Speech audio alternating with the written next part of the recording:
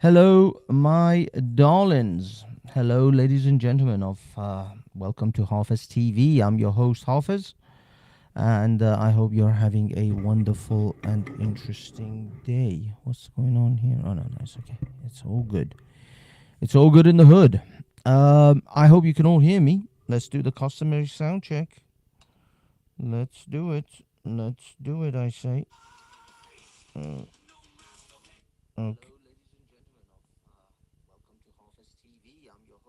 Yes, it's working. The sound is good. We seem to have a sound. So, whilst we delay a little bit of time to see if anyone shows up, I don't know if anyone's here. Ah, CP! Hello, CP. How are you, my love? I hope you're well. Yeah, so we've got CP Reports in his house. By the way, guys, go and check out CP Reports. She does some awesome stuff on the streets of London. Can hear you. Thank you. Yeah, this is going to be a pretty quick one because I have a telephone call at 7 that I have to make, and I have to also go out for a few minutes. So I'm going to do this as quickly as possible. We are reacting to the Brett Cooper coverage of the P. Diddy saga. Puff Daddy or P. Diddy or Sean Combs, I think it's his official name. Either way, whatever you believe, whatever you think, whoever you think he is a man who has thrown some crazy parties. I hope you all know. I hope you've all heard about the P Diddy freak-offs. Apparently, they're legendary in Hollywood. Hello, Lieutenant. Hope you're well, my love. So yeah, so we're gonna do a little coverage of that. We're gonna try and react to it, see what we can do, what we can see. Let's see what we can say and thoughts on the P Diddy saga. Brett Cooper did a great coverage of it, so I'm just really gonna just play that and maybe pause and give my own insight from time to time. But if you don't know who Puff Daddy is, then this is not for you because you're clearly out of touch with everything that has gone on in pop culture for like 20 years, maybe longer. In fact, from the 90s. But if you are into hip hop and pop culture, then you would know who Diddy is or P Diddy is. I myself have actually created my own special thumbnail for this, which I think I should actually put on. Uh, Put it here just to kick off so that you all know who he is as we cover this. Sorry about this, ladies and gentlemen. Okay, we're about to switch over.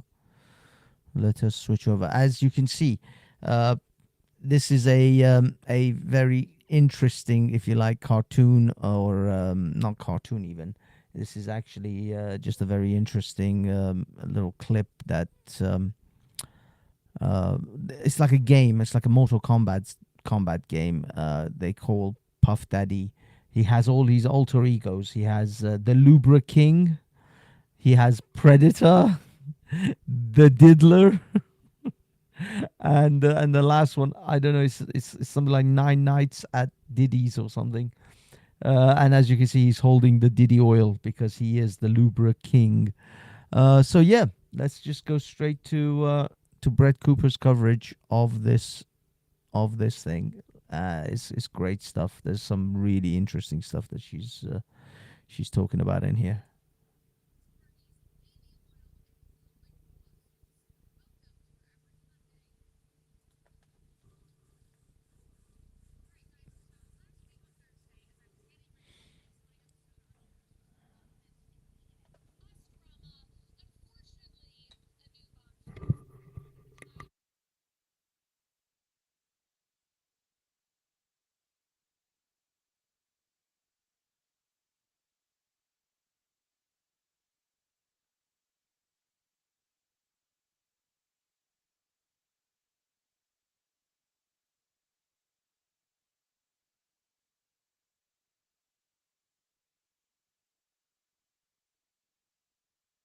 I apologize, ladies and gentlemen. There's no sound coming from Brett Cooper.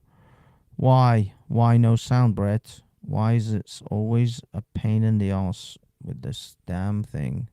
I shared it. It had sound when I shared it. But no, you have to go down this road with me. Let us try it again. Blackmail, revenge, sex parties, baby oil, and public lawsuits. Welcome to your average Monday in Hollywood. Alright guys, so last week on Thursday, as I was getting ready to release my episode on Taylor Swift's involvement in the It Ends With Us drama, unfortunately, a new bombshell dropped. But at the time I had already filmed the episode, I was also having a particularly nauseous pregnancy day, so I did not feel up to doing a selfie edition. So I think we should talk about it now because Justin Baldoni's lawyers have come forward with some pretty insane accusations about Blake Lively and Taylor Swift. So as we covered in Thursday's episode, Taylor Swift has officially been subpoenaed by Justin Baldoni's team, and of course, both Taylor and Blake's teams are challenging this, but the new update in the case is that after Blake's team... Okay, I'm gonna forward this one because this is not to do with Puff Daddy. This is Blake Lively crap with Taylor Swift. She basically labors like half an hour of the show, 10 minutes on this, which is not what I wish to cover. So let us go down to the P. Diddy. Taylor Swift, that's it, 3 minutes and 50. Yeah, we're roughly there. Friend, or maybe still best friend, who knows, Blake Lively, out for disturbing, probably the craziest to ever come out of Hollywood. And of course, that would be, just further ado, we need to turn our attention to a different celebrity lawsuit, one that is far more disturbing, probably the craziest to ever come out of Hollywood. And of course, that would be the case surrounding Sean Diddy Combs. Now, before we get into this, I do just want to give a disclaimer. There are going to be some incredibly disturbing things we're talking about that are very sexual in nature, that are very violent in nature. I'm sure that if you know any of the rumors about Diddy, you probably know what I'm talking about. So if that is not your cup of tea, if you don't want to hear that today, this might not be the episode for you, but I'm just giving you a warning. Now, this is going to be a long trial. Who knows how long this is going to go on? I think right now it is set to go for 8 weeks, but who knows if they will actually come to any decision, whether there will be a mistrial, who knows? I'm expecting this to be in the public eye for a very long time, and so I think the best way to start this and start unpacking it for everyone, as we're probably, all encountering tweets and TikToks and news stories about all of this, is to go back to the beginning and lay a good foundation, because there are a lot of stories here, a lot of characters here, a lot of history that I do think we need to understand. So the first piece of context that you need to have is that after years and years of rumors and speculations involving his freak-offs and his parties and connections to, Justin Bieber and Usher and all of these different things, Diddy was officially arrested in September of last year, and his trial has just now started again. It is supposed to be around 8 weeks long. And one of the most important people that you need to know about who is involved in this case, this is the prosecution's star witness, that would be Diddy's ex-girlfriend, Cassie Ventura. So to start us all off, I just kind of want to walk through their relationship and timeline because there is so much context here that is important to understand as we all inevitably watch this unfold on social media and in the public eye. So to go back to the start, Cassie Ventura met Diddy in 2005 at the age of 19. And in 2006, Cassie signed a 10-album record deal with Bad Boy Entertainment, which is Diddy's label. And guys, after learning everything that we have just learned about Justin Bieber and the contracts that he is under, the way that all of that works, the way that he is still under contract because of the albums that he is supposed to produce, you need to know 10 albums, that is a career-long contract. And that only becomes crazier and obviously very sinister when you start to understand the personal relationship that they had outside of business and outside of that connection with the record label. So then fast forward a year in 2007, while Diddy was still in a relationship with Kim Porter, and even though throughout their entire relationship she was under contract with his label, she only released 2 things. She released 1 album in 2006 and a mixtape in 2013. So why didn't she release more? What happened with those 10 albums? What was happening behind the scenes? Well, it seems like their relationship was taking up most of the time. In 2012, they finally made their relationship public, and they were quickly seen as an it couple. And they were seen as an it couple for years. They attended red carpets together. They posted heartfelt messages about each other on social media. I mean, they were together for years and years and years. So what the public was seeing was very different than what Cassie is saying happened behind closed doors. Now, before we get into all of that, I want to take a second to tell you about my sponsor, Nimi Skincare. Now, I am so excited. I've obviously been going because of to Diddy's free myskincare.com and use code Cooper for 15% off your order. Your skin and your wallet will thank you. Okay, so now that you guys have been introduced okay, I just want to, now is a good time to pause because I hate it when they shill their shit. But it is what it is, man. It's capitalism, let it be. And she has done a great job on this, covering all this stuff. So all I want to say is, yeah, at the moment, you guys got to be careful when it. Well, you guys, I don't think anybody here is a signed by any studio, but you kind of begin to realize. I mean, people like Prince, people like even Michael Jackson, these music contracts that these poor artists sign with these studios, it's I swear to God, it's crazy. It's almost tantamount to slave labor. I mean, the way they just abuse the crap out of these artists, and the fact that they have almost no rights to their art, to their work. I am glad that the internet has vastly changed that and took massive power away from these music studios, music companies, because I think in the 90s and the 80s these bastards really just abused their power. I mean, don't get me wrong, the people who signed up became famous. Most of them walked away millionaires. I don't think anybody's sorry about that. I mean, someone like Vanilla Ice, they said to him, people were like, oh, Vanilla, why did you sell out and go commercial like that? Because he used to be like an underground rapper or whatever. He says the guys, they came over and they put $1 million on the table. I was 2 weeks behind my car payment, or 2 months behind my car payment at the time. They put $1 million on the table. Of course I'm going to take it. And that's how it is. You will sell your soul when they put that kind of money in front of you. If Elon Musk or Mark Zuckerberg comes and puts $100 million in front of me, there's going to be very few things that I wouldn't do for that. The list of things that I wouldn't do would probably be very short. And it's the same with, it's that whole movie, Indecent Proposal. That's how it is. That's this game. This is why, someone like Diddy gets away with freak-off parties for years and years, and God knows what other godforsaken abuses takes place in this music and entertainment industry in Hollywood. Let's be honest. They're demons. They're just the monsters, and people don't even realize it. I mean, people think Disney is a good company. My brother, absolutely adores Disney as a company. That he loves Disneyland. He loves Disney products. His kids been brought up on all the Disney films.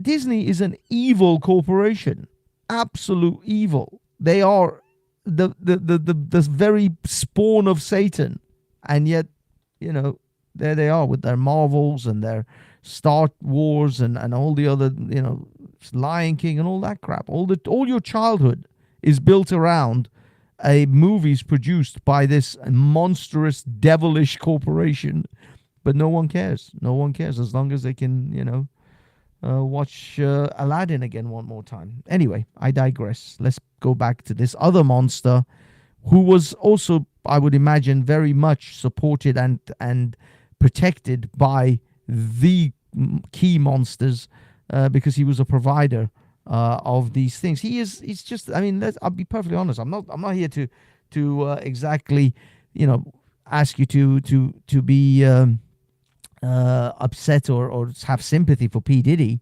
He's a vile individual himself, but the fact is that he is a supply chain. He's an Epstein to these other celebrities and other vile people who run these corporations. Let's be honest. He's the middleman at best. But nevertheless, yes, he's a monster, and I hope he rots in jail. But that's not going to stop these monsters. Still going to they're just going to find another P. Diddy. I'm sure they've got another 5 P. Diddies out there, supplying them with whatever degenerate crap that they want. But here we are.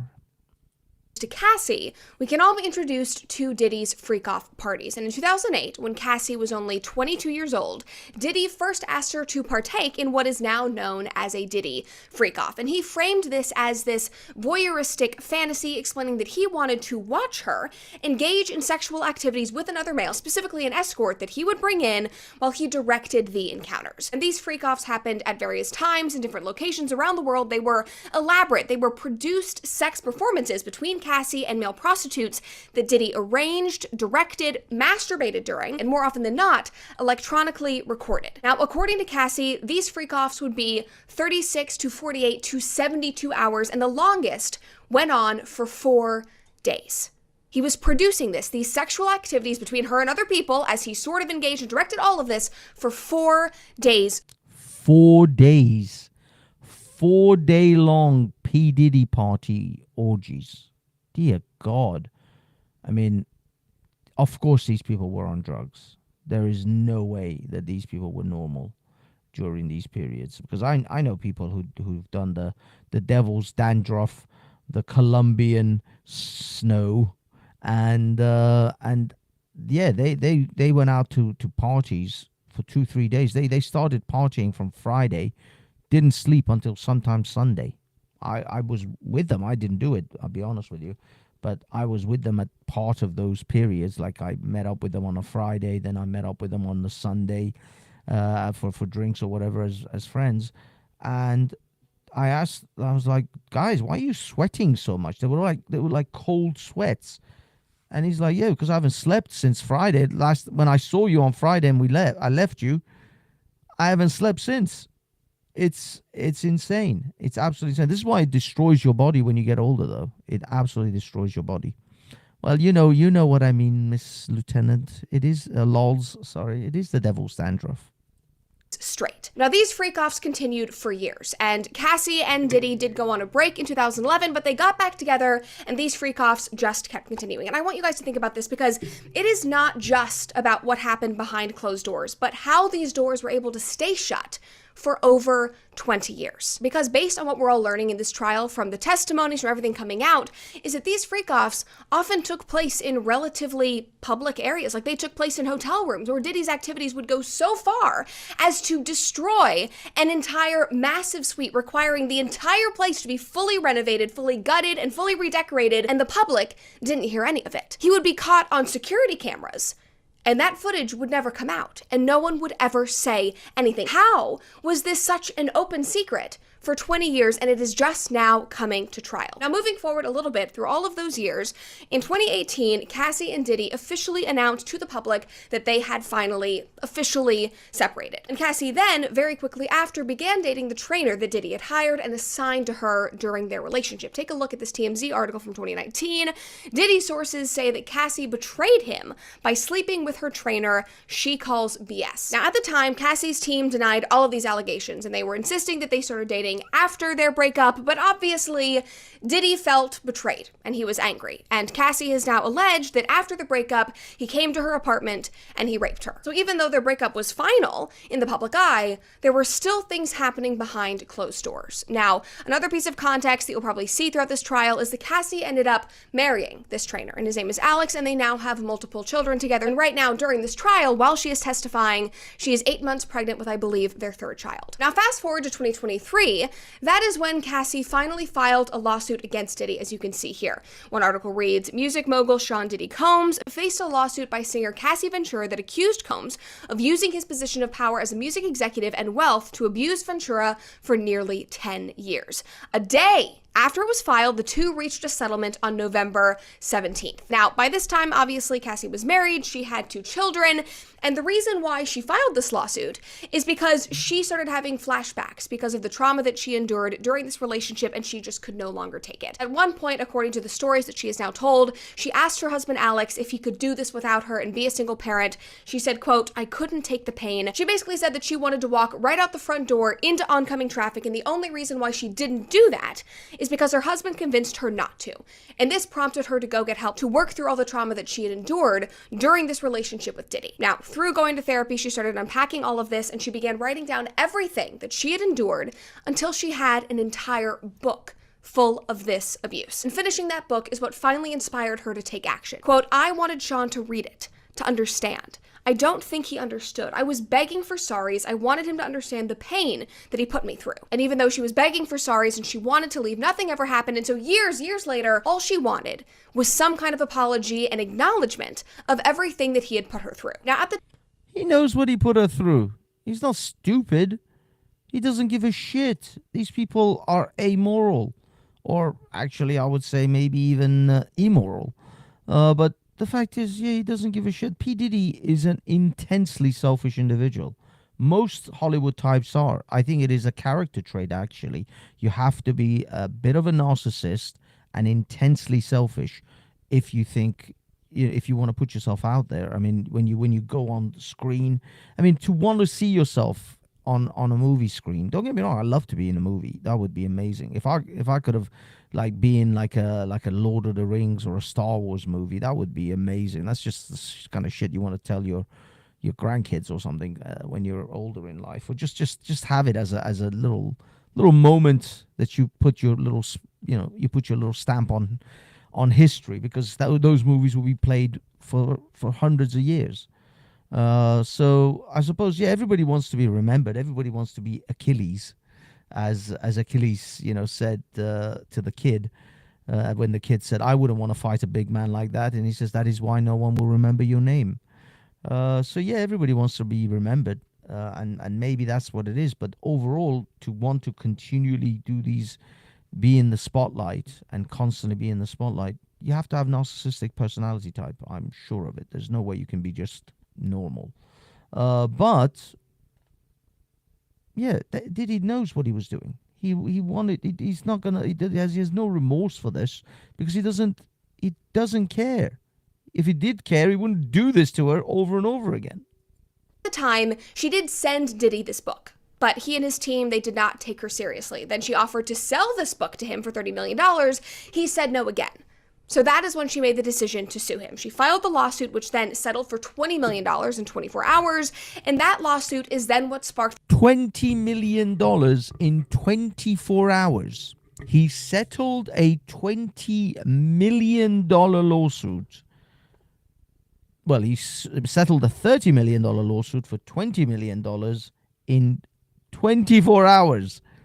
That's the kind of money he has in the bank, where he's like, yeah, all right, just pay her 20 million. Just imagine that. Imagine just dropping 20 million. This is why people go after these celebrities and sue their pants off all the time, because it's true. They truly have that. I mean, $20 million for a normal person is an absolute life-changing experience. You'd hope, you pray to win that kind of money in the like the lottery. That would change your entire life. And she just threatened to sue him, and he just dropped it. Bam, 20 mil. Go on, piss off. Like it's pocket change. Holy shit. the criminal investigation that we are now seeing. Because it's not Diddy versus Ventura in this case, this is a federal prosecution, which makes the story and makes the allegations and the accusations even bigger than just what happened with Cassie Ventura. Now, before we get into his charges and everything that has happened with the trial thus far, I want to take a second to talk about my sponsor, Preborn. Now, when a woman faces an unplanned pregnancy, her whole world is childcare, among many other things, average of over $800 in 2010. Again, that's 800 years. The allegations of some good context. 2010. Again, that's 800-852-2010 to get started. So now we've officially laid the groundwork, and hopefully that gives you guys some good context. We now know the story of Cassie Ventura, at least how it all began. We've heard the rumors of the freak-offs for literally years, the allegations of rape, the ties to Usher and Jay-Z. But what is Diddy actually being charged with? Because I think that that is something that a lot of people don't understand. It was something that I really didn't understand until I started doing research for this episode. So to break all of that down, Diddy is facing 5 charges, which include racketeering, sex trafficking, and transportation to engage in prostitution. Now, the racketeering charge alleges that he ran a criminal enterprise through his business empire, mainly his record label Bad Boy Entertainment, from 2004 to 2024, engaging in crimes including sex trafficking, forced labor, kidnapping, arson, bribery, and obstruction of justice. Now, holy shit. Holy shit. What was, I mean, let me just go back on that list, because that was a lot of shit. Sex trafficking, arson, forced labor, and I think the sex trafficking one is the first one that they're trying to get him on. That's the main one. They're trying to get him on as a sex trafficker. And the messed up thing is, his defense, which is going to come up in a second, you'll see it. His defense is that he is a wife or a woman beater, but he's not a sex trafficker.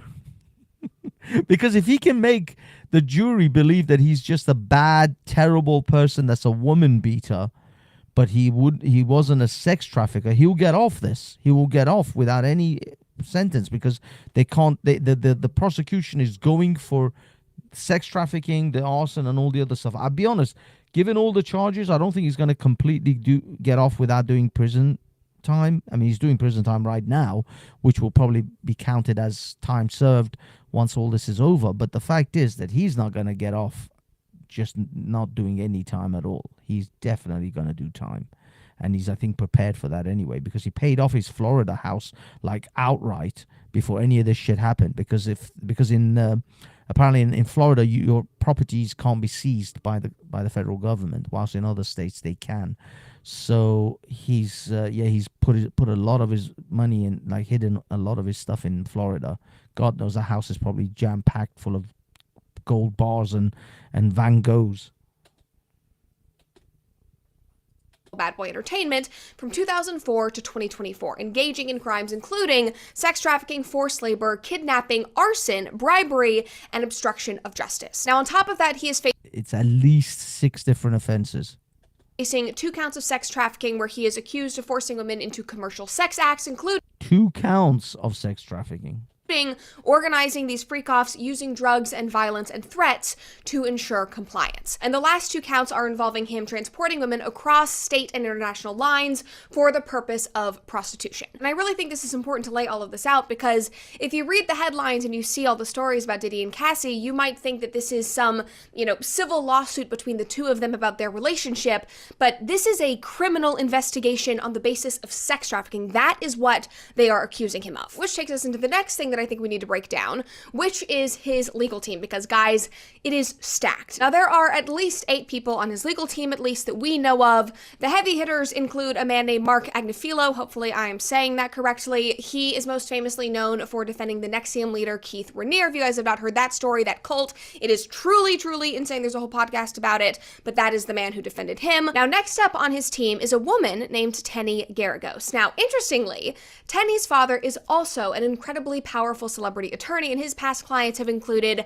Hunter Biden, Chris Brown, and Michael Jackson. And her father, Mark, is a friend of Diddy's, and he has repeatedly defended Diddy throughout this entire situation, even as recently as a few days ago on Megyn Kelly's show and in an interview with TMZ, which is just crazy to me. Moving on, we also have Brian Steele, and you also might recognize him from when he represented Young Thug, and the clips from that trial went viral. And yes, everyone, he is the lawyer that told the judge in that trial that Thug stood for truly humble under God.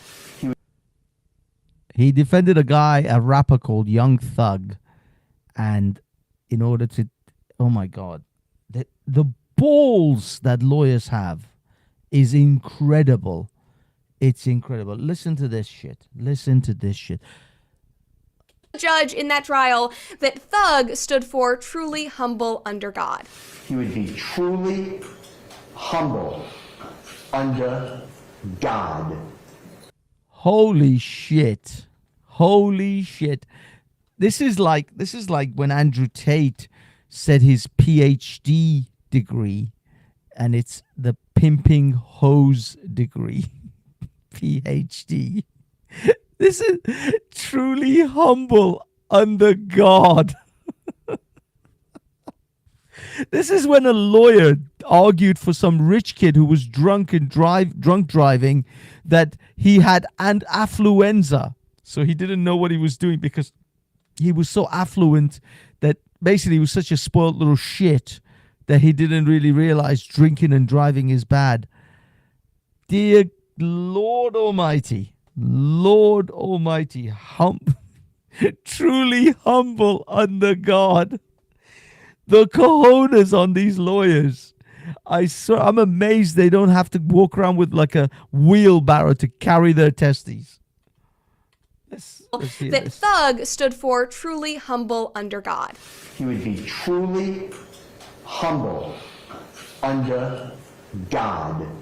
That's what Thug means. Now, also during that trial, Brian Steele was sentenced to 20 days in jail for contempt of court during that case, but he never ended up serving that sentence, although something that is kind of funny is he requested to be put with Young Thug while he was serving it, but I think he got out on parole or something else. We never actually ended up going to jail. And I'm taking a look at all of this, and I'm just thinking, like, this is an insane team, and I don't necessarily... P. Diddy is putting together an all-star team of just criminal lawyers, as in lawyers. You see, they say this was, I think, I forgot, I heard it somewhere recently. It's some sort of a show or something. He says, you don't need a criminal lawyer, you need a criminal lawyer.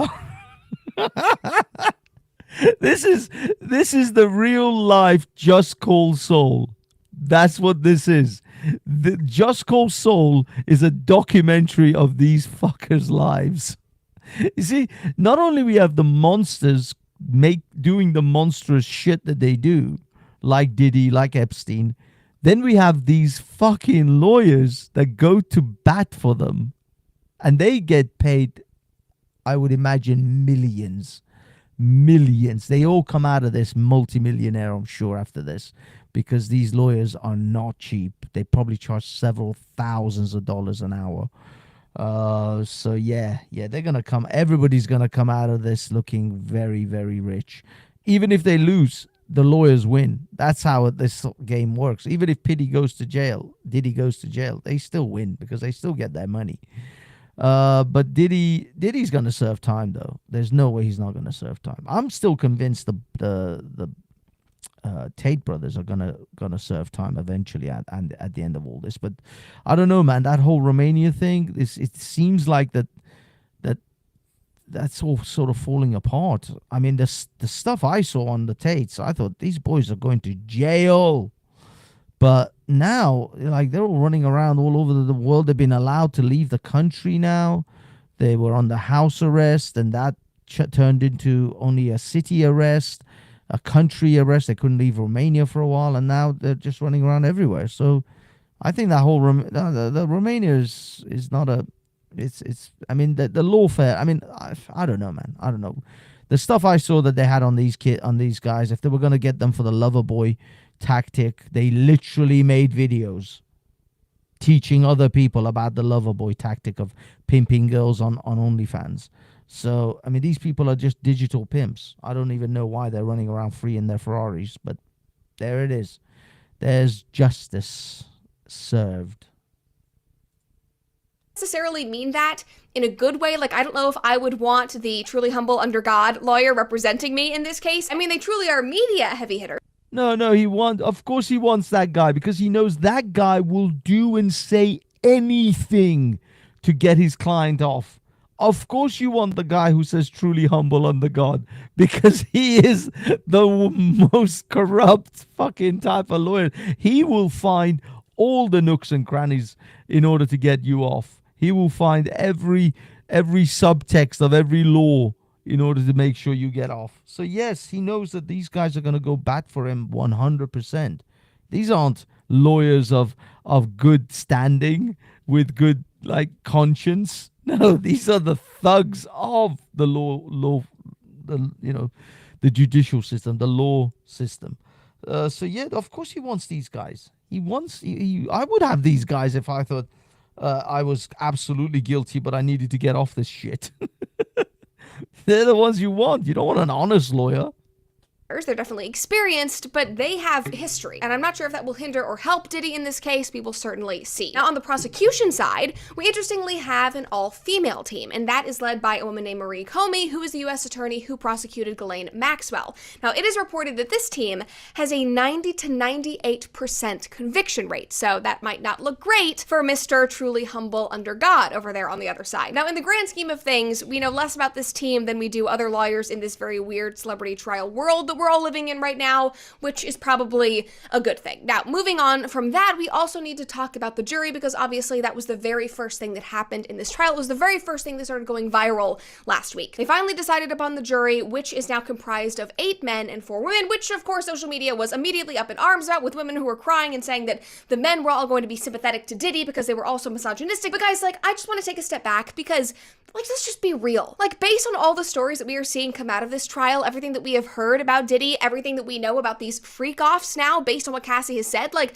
I think both men and women will be disturbed, so I don't think you really need to worry about that. Now, in addition to the jury being mostly men, they are also mostly over the age of 40. 9 out of 12 are over the age of 40, and 5 are over the age of 50. And when they were picking the jury, they were asked questions about their taste in music, their views on infidelity, that sort of thing, their interest in pop culture, and the majority of them, interestingly, prefer classical music over hip-hop. So these are not going to be people who are well acquainted with Diddy or his label or his music or any.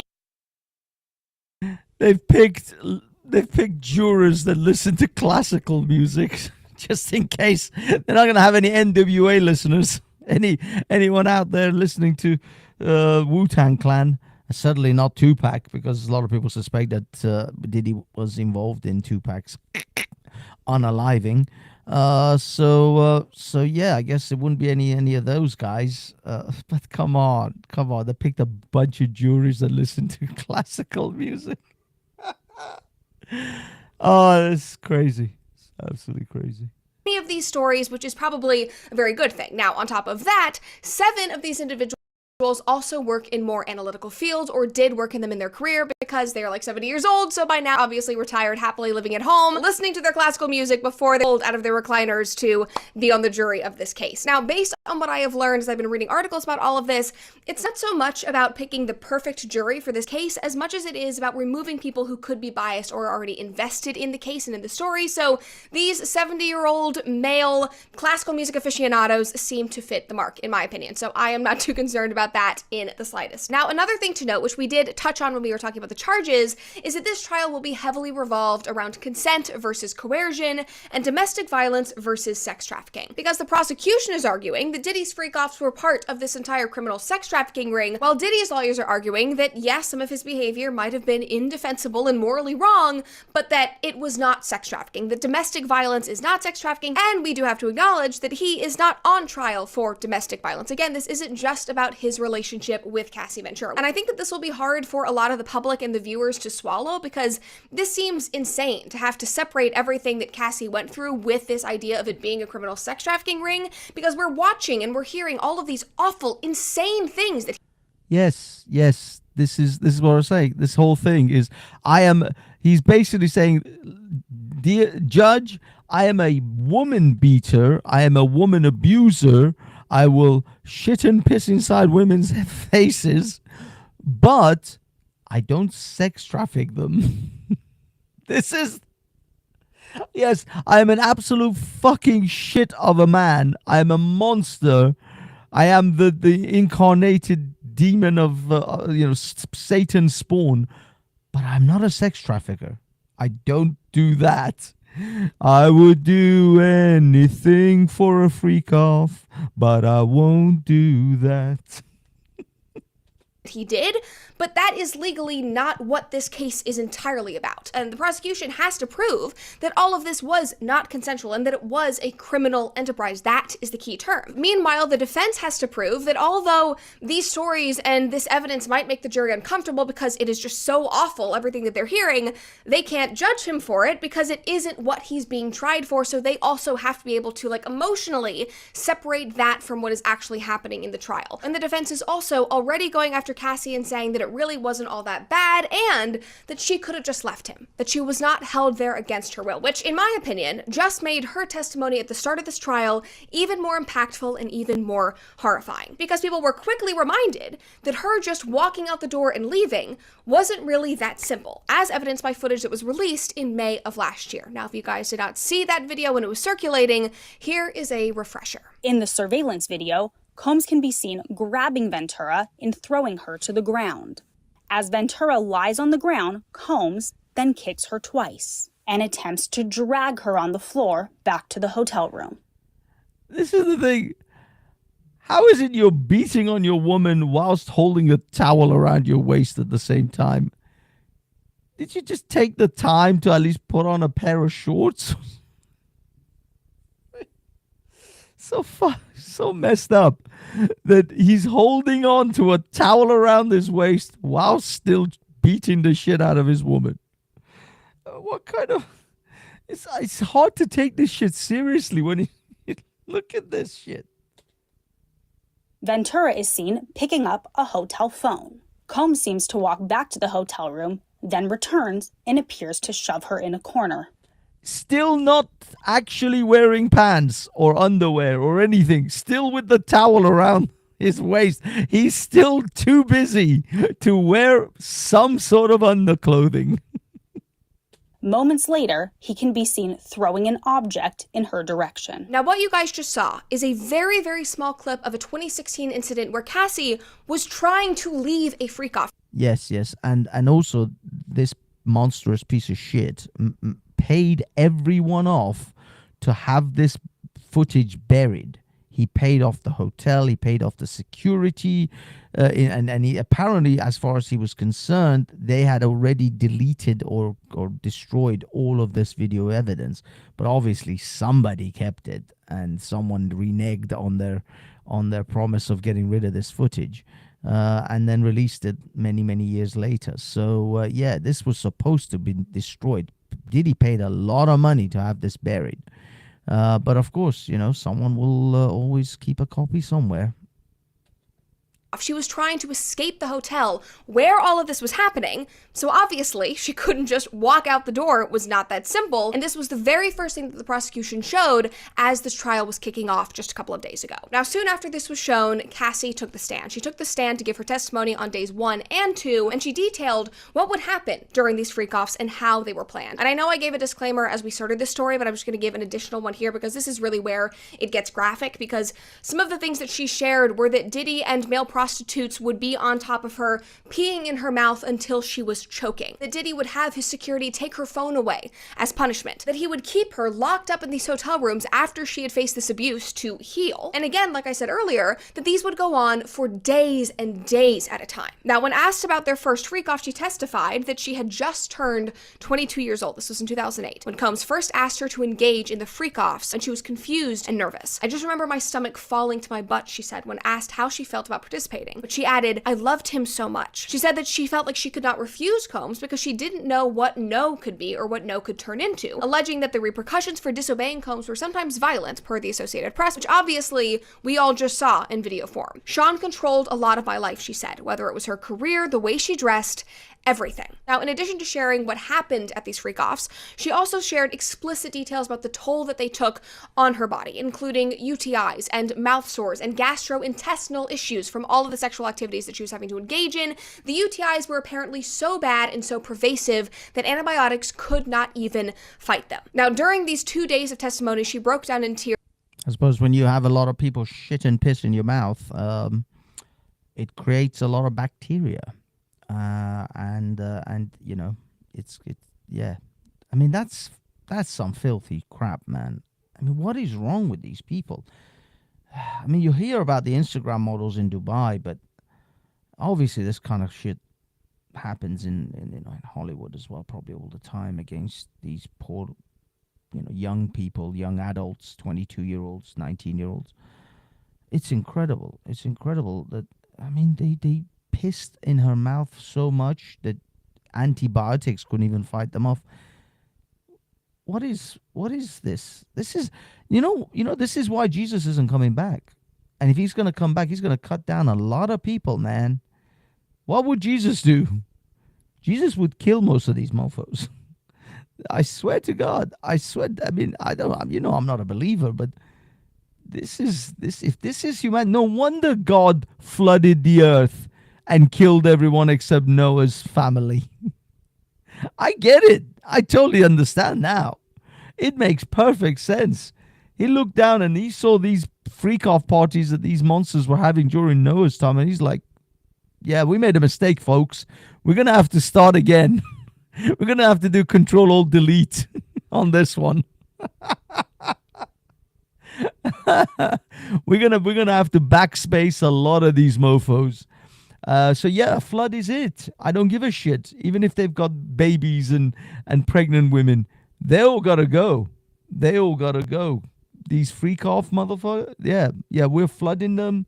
Noah, get your ass on that boat, because you're the only one that I found that's half decent, I guess. Damn, it makes sense. It makes sense. I mean, I'm not sure. I mean, obviously, I don't believe in the flood theory, but I do believe that human beings are much older than what we think we are. They say, a civilization is like 11,000 years old or something. I don't think so. I think we probably span hundreds of thousands of years. It's happened in cyclical form where from time to time everything gets wiped, and it just starts again, and maybe only a few people survive, or maybe some people are rescued by some godly, or what, probably some aliens who come down and say, yeah, we're gonna have to wipe these filthy bastards off this planet. These mongrels have to go. They've clearly gone too far, so we'll start again with a few decent ones and see how they get on. And they just like wipe the slate clean, format the drive, and upload a new OS. I honestly, I can see it. Look at the age of decadence that we're in. Any comment on Chaos Steel? I'm sorry, I don't know, Lieutenant. Buddha. Any comment on Chagos deal? Oh, the Chagos deal. I heard that a court has stepped in, I don't know, to stop it. I'm not sure. I haven't really looked into that. But after I finish this, I have to make a call at 7. Then I will start possibly another stream later on this evening. If Buddha, if you're around, come up and let's discuss the Chagos deal. The Chagos Islands. So yeah, big up to you, Buddha. Thank you for coming. And everyone else. Thank you, everyone. Years multiple times. Again, she is 8 months pregnant. She has not seen Diddy in years. She's having to take the stand and face him and detail all of this. Now, after talking about the freak-offs, she also went into detail about the rape that had allegedly occurred after their 2018 breakup. And this was the only time when her husband did excuse himself from the room. And it is rumored that her husband, Alex, again, that is the trainer that Diddy had hired, who she ended up marrying, will be called to testify by the defense. And the defense claims that they have text messages of Alex threatening to beat Combs up. That's a whole other thing, so just know that might be happening in the future. Now, of course, the defense's entire argument is that all of this, everything that you just heard, was totally consensual. In one People article, they wrote, during cross-examination of Philip, a male escort who said that Ventura paid him for sex while Combs watched, the music mogul's lawyer, Xavier Donaldson, attempted to paint the sexual encounter as consensual. The indictment against Combs alleges that he forced or coerced women into having sex with male sex workers, a claim the defense has attempted to push back on. Quote, was Ventura the one who paid you? Donaldson asked. Yes, Philip responded. She wasn't drunk or high? Donaldson asked, to which Philip responded by agreeing that she wasn't. Quote, is it fair to say that she was in complete control of everything she did? Donaldson asked. And then Philip responded with, I cannot say that. So they are actively trying to shift blame away from Diddy in saying that even though this is your star witness and all of these things happened with this woman, she was in full control. She played a role in this. She was not coerced into this. Actually, she hired the people. Maybe she even wanted to be there. But in my opinion, the fact that Diddy was filming all of this, that he was holding the tapes of these freak-offs over her head and over her career, removes all consent because of the power imbalance in this relationship. I mean, based on what we know, the videos of these freak-offs were allegedly used for blackmail, and if she did not participate in the freak-offs or pushed back or tried to leave him, he would threaten to release the videos and get violent, as we obviously saw in that 2016 video. So while that is the clearest argument that the defense has, I don't think it's going to be super easy for them to convince the jury of that, considering all of the evidence that is against Diddy and supports everything that Cassie is saying. Now, obviously, guys, this is just getting started. I think that we are on like day 3 or 4 of this trial now. The trial is supposed to go on for at least 8 weeks. There are also over 50 victims and 50 witnesses in the case, but because Diddy is being held without bail, there are legal experts out there who are hoping that that will encourage and empower other people to come forward to join this case. We'll see if that actually happens. And another thing that I want to note is that there already have been and there will be a ton of celebrities mentioned in this case, but that does not necessarily mean that they are all involved. And I know that we talk about Hollywood being a crazy, depraved, weird, awful place, and all these people are connected, and while obviously I'm sure that some of them are, I'm sure that some of them attended these parties, not all of them did. For example, Michael B. Jordan was brought up in the jury selection because he went on a date with Cassie at some point in her life, and he could potentially be brought up in her testimony and be involved in the trial. So that's just an important thing to note as you're watching all of this unfold, that yes, you might see familiar names. Yeah. I bet you any money this is the reason why Ellen DeGenerate left the United States after Trump won, because she is expected to probably be involved in a lot of Diddy parties, and you know that dyke is all over that shit. So I think a lot of the celebrities who GTFO'd after Trump wasn't because of Trump. It was because of mostly this, because they were going to be implicated in doing some freaky, horrific shit with various different people at P. Diddy parties, P. Diddy freak-offs. Now, Hassan Piker, that I spoke about on Sunday, who is also a YouTuber, Twitcher, whatever, he is also allegedly been to a freak-off. I don't know. I've never... Hold on, let me see if I can bring up an image of Mr. Piker, so you guys actually at least have some basic understanding of who I'm talking about. This is Mr. Piker, Hassan of the Pikers. Yeah, that's all right. So yeah, Hassan Piker is also implicated. He's been alleged, or some people on the internet are alleging that he may have also been at P. Diddy parties, but I don't know. All I know is this is the Lubra King. That's genius. But that doesn't mean that they were complicit in these activities. Now, the last thing that I want to say is about Diddy's family, because this might be the craziest part of watching all of this unfold. I mean, going back to last year when he was initially charged and arrested, his entire family rallied behind him. They released statements, they did collabed Instagram posts saying, "We love you, Dad, we support you." They have been behind him from the beginning, and they are still standing behind him. And obviously, Diddy's team wants to show a united front to the jury, that all of his kids are there supporting him, that his ex-wives are there supporting him, and almost all of his kids, his daughters, literally showed up to the trial and sat through these testimonies. They are... By the way, I would like to remind you, his case, his entire defense is, I am a woman beater. I do these awful things to women and hold blackmail information over them in order to make them do all these freak-off parties and have piss all over their mouths or whatever. I do all of these things, but I'm not a sex trafficker. That's his defense. And his family are in court going, "Go, Daddy. We know you're not a sex trafficker.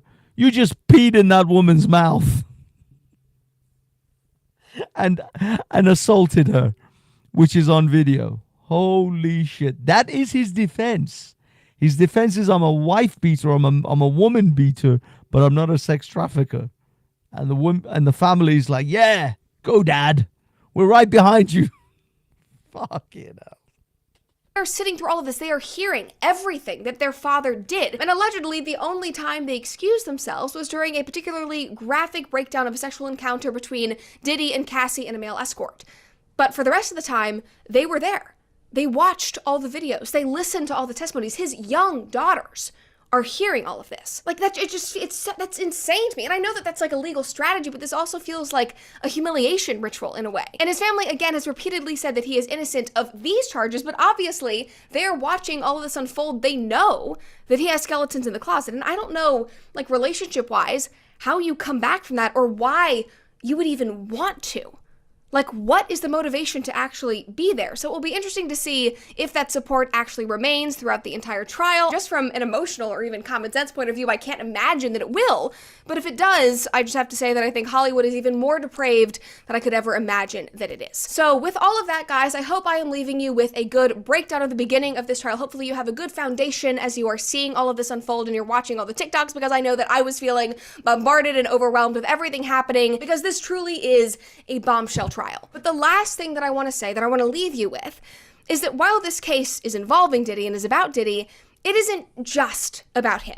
Because he is just one example of the ways that powerful people prey on others and the disgusting, abhorrent behaviors that go unreported, specifically in the music and the entertainment business. And while I personally believe that Diddy should absolutely be in jail, whether it is for years and years of domestic abuse and rape, or whether it is because of a sex trafficking ring, there are others who were involved in this who have not been charged. What about the people who participated in these freak-offs? What about the people who covered up for him for years? What about the people who blackmailed Diddy, who are even above him in this? What about the music executives that might have set him on that path? We're not talking about any of them, and I think we should be. Exactly. Thank you, Miss Cooper. Yes, precisely. I mean, nobody's ever got... This is exactly the same as the Epstein thing. This is why the Epstein list will never be released. They'll never have a comprehensive list of who went to Epstein Island or who funded Epstein or any of that stuff. Of course, you'll never know, because the people who do these things are the very people who you call presidents and prime ministers and kings and queens. That's why this will never happen. This is why the Rotherham and the Rochdale and the grooming gang saga in Britain is never going to have a satisfying conclusion. They will never get to the bottom of those bastards who were in the councils, who were in the police departments, who actively participated in hiding and possibly even helping in maneuvering these girls around, because the powers that be, these people provide these young people for the powers that be. They are the ones. This is the supply chain. You guys really want to? I mean, if you haven't seen it already, go and watch a movie called The Sound of Freedom.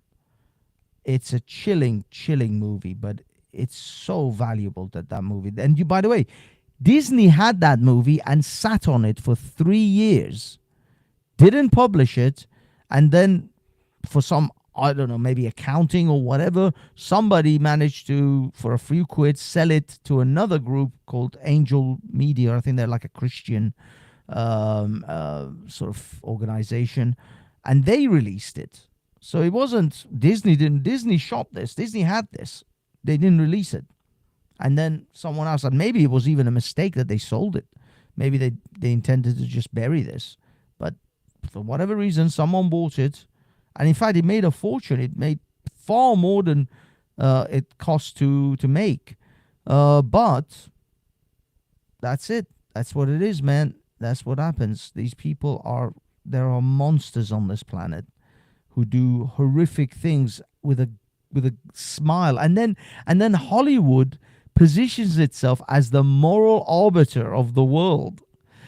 Who's good and who's bad? Trump is a terrible person because we're Hollywood types and we know better. It's unbelievable the level of mind control and gaslighting these bastards have over us. It is unbelievable. So yeah, I guarantee you, Diddy will fall, but no one else that assisted him or helped him or funded him will come down with him. And I guarantee you that the list of people who went to these freak-offs will never be published, will never be released to the public. The people who actively participated in all of these horrific things that Diddy facilitated. He's a host. He facilitated this shit.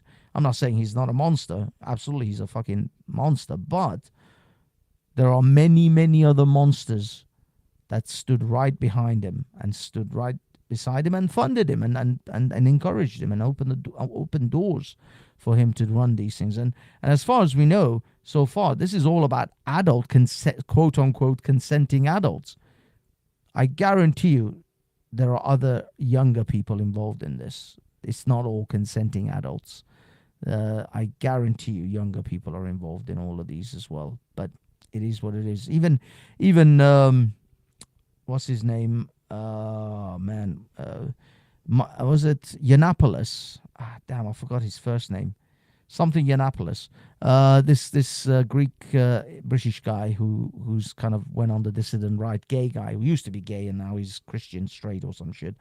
He said he's been to boat parties in Hollywood where the young boys that were there for entertainment were extremely young, teenagers, below 18ers. So yeah, that's how it is, man. That's how it is. These monsters, they do their thing, and they're never going to get charged. Most of them are going to walk free. I'll be honest. I don't even think Diddy's going to get a long prison sentence. He's probably going to get a few years, and then he'll be walking the streets again. Anyway, guys and girls, I'd like to thank you. I'd like to thank you for attending this little session. I will be doing other P. Diddy videos as this case continues and as it progresses. So look out for those updates. If you're interested in the saga of the P. Diddy case, which is as close as we're going to get to an Epstein case, really. I mean, we're never going to get justice or see those truly involved with Epstein are going to get punished. And they took care of Epstein. And who knows, they may or may not even take care of Diddy here. But I think we won't really see justice. This is as close as you're going to get to it. Just recognize these companies that you quote-unquote support, your Disney, your Hollywood movie industries, your studios. These people are not worth supporting. I wouldn't piss on them if they were on fire. These people are monsters and they do monstrous things. But for now, thank you. And yeah, keep it posted, like and subscribe if you want, because I will be keeping an eye out for this Diddy thing and try to make a little series out of it as it continues. I'm sure Brett Cooper will, so I'll just rehash Brett's stuff. Thank you, Brett Cooper. She's got 1.5 million subscribers with something like 5 videos because she's Brett Cooper from the comment section, and she was already famous when she left the Daily Wire. And yeah, I think she's got she's got a reasonable library now. She's been producing a lot. She's got like maybe 20 videos or something. She's got 108 videos. Damn, she went quick. She posted a lot of videos very quickly. But she had over 1 million before she even had 2 videos. So, clearly she's popular. Great girl. Go support her if you haven't. Subscribe if you haven't. And I'll catch you on the next one. Peace. Hi, where hack is your weatherman? And have we got news for you? Let's get ready, all you lonely girls, and leave those umbrellas at home. Humidity's rising, barometer's getting low. According to all sources. What sources now? The street's the place to go. Better hurry up. 'Cause tonight for the first time, just about 10:30, for the first time in history, it's gonna start on raining men. It's a raining man. Hallelujah, it's a raining man. Amen. I'm gonna go out. I'm gonna let myself get absolutely soaking wet. It's a raining man. Hallelujah, it's a raining man. Every specimen, tall, blonde, dark and mean, rough and tough and strong and mean. God bless Mother Nature. She's a single woman too. She took on to heaven, and she did what she had